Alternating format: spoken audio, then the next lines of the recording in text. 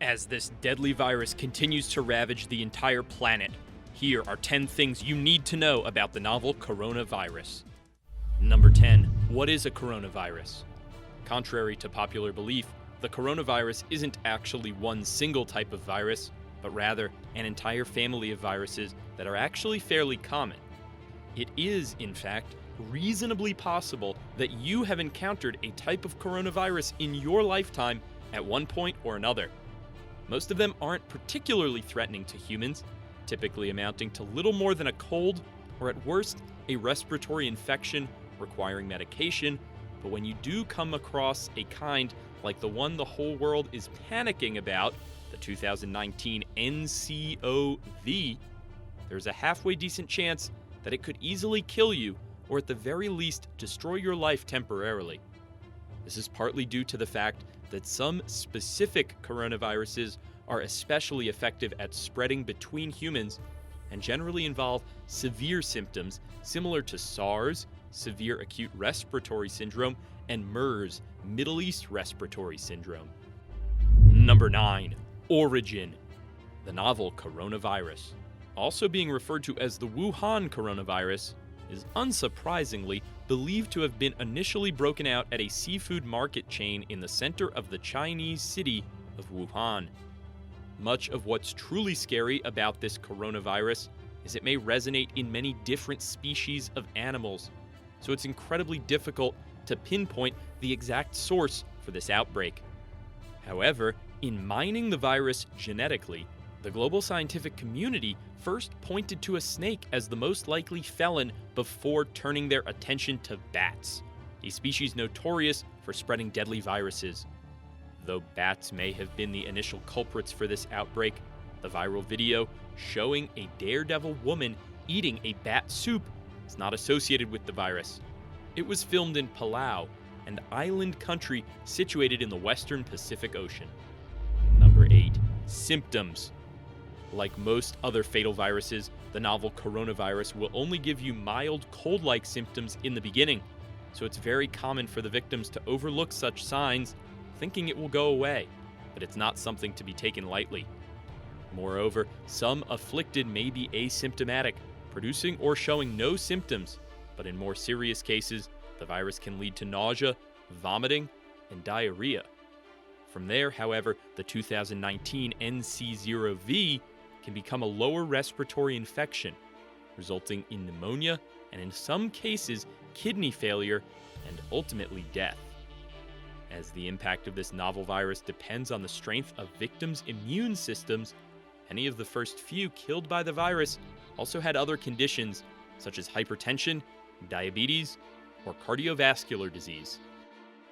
Number 7. Transmission.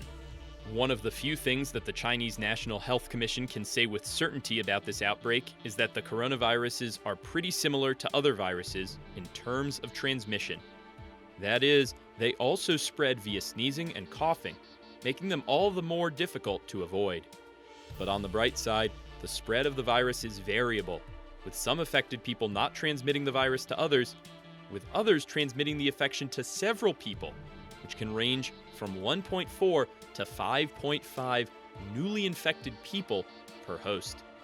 Also, as the coronaviruses can't really survive outside of a host, you really shouldn't be worried about transmission via packages from China. Having said that, take this information as an introduction, not a strict guide. Number 6. Undetectability. As coronaviruses have been harbingers of many deadly diseases before, they are considered one of the most dangerous viruses on the planet. They go from person to person, infecting said person with a serious illness. And do you want to know the worst part? The 2019 NCOV may be transmissible even before a host shows any symptoms, meaning you yourself won't even notice if you have it. And that is just horrifying. Imagine working as a ticket collector. It is for this reason the scientific communities around the globe are now warning that the virus is also contagious during its incubation period. This is also one of the reasons why it's important not to be too friendly with people right now, as time is not on your side. When it comes to the novel coronavirus infection, with its incubation period varying from 2 to 10 days. Acknowledging these conditions, major airports around the globe are now even performing thermal scanning so as to detect if someone has a fever. Number 5. Prevention. So, how do you actually prevent yourself from getting this viral outbreak? The rules here are actually pretty straightforward. Practice good hygiene, especially good hand hygiene. Wash your hands frequently with soap and water, and avoid unnecessary contact between your hands, eyes, nose, and mouth, because these viruses can spread easily from common surfaces. Also, if someone is showing signs of illness, i.e., coughing and sneezing constantly, avoid close contact with them, because this respiratory virus mostly spreads through air droplets, expelled when an infected individual coughs or sneezes within a range of about 3 to 6 feet. Now that people are clearing up surgical masks for ways to prevent them from getting this deadly virus, it makes perfect sense that these masks would protect them from the infection. However, with these masks' loose-fitting tendency, you should make sure to put them on properly. Still, they will only be a preventative measure, not a guarantee of protection. The masks that are truly capable of protecting you are the N95 masks, which are properly sealed and are generally meant for doctors. Number 4. Treatment. Unfortunately, there is no known cure for the coronavirus, and there is also currently no vaccine available that can ease the illness. Researchers are sequencing the genomes of the virus, which could determine or at least lead scientists towards the development of the vaccine, but that could take months, or at worst, even years. So, for the time being, the best way to control the infection is by supporting the victim's immune system however possible, including in severe conditions, using breathing machines and other things to support an infected person's lungs, as it is a lung disease. But like we said before, not a lot can be done at that point. Number 3. Fatality rate. On average, the odds of being killed by the novel coronavirus are 1 in 50, or roughly just 2%, which may seem pretty low, but given how many people are on the planet, and the fact that the virus is spreading at an overwhelming rate, perhaps those odds are a bit more dismal. On the bright side, however, if we take a look at similar viral outbreaks, like SARS in 2003, which had a fatality rate of around 10%, and the recent MERS, a more effective killer at 36%, the fatality rate of the Wuhan coronavirus looks pretty good. And guess what? A number of patients have already recovered in China, Thailand, Australia, and Japan, so it's safe to assume that the majority of people infected with the virus will ultimately recover. However, if the spread can't be contained, even a fatality rate of a measly 2% could prove catastrophic. So for the time being, let's just hope for the best. Number 2. Global health emergency. On Thursday, January 30th, the World Health Organization officially declared the novel coronavirus to be a global health emergency, terming the outbreak unprecedented. They stated the reason for this declaration is not only because of what's happening in China, but because of what's happening in other countries. That's right, the 2019 NCOV has now gone global, spreading to countries like Australia, Japan, Germany, Thailand, Canada, and yes, even the United States. But it's not only the developed countries that the WHO is really concerned about. After all, they all have superior healthcare facilities available.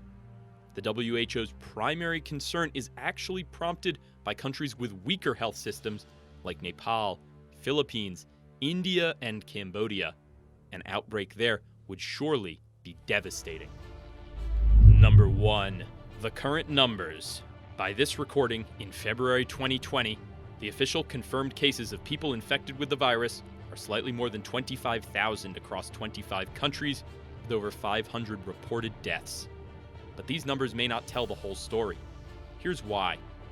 You would not think it, but hospitals in Wuhan are suffering from significant overcrowding and lack of necessary pieces of equipment.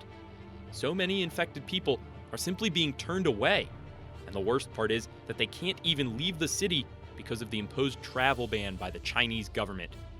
The officials are doing the best they can, but with more than 12,600 people centralized in the hospital in Hubei, the Chinese province of which Wuhan is the capital.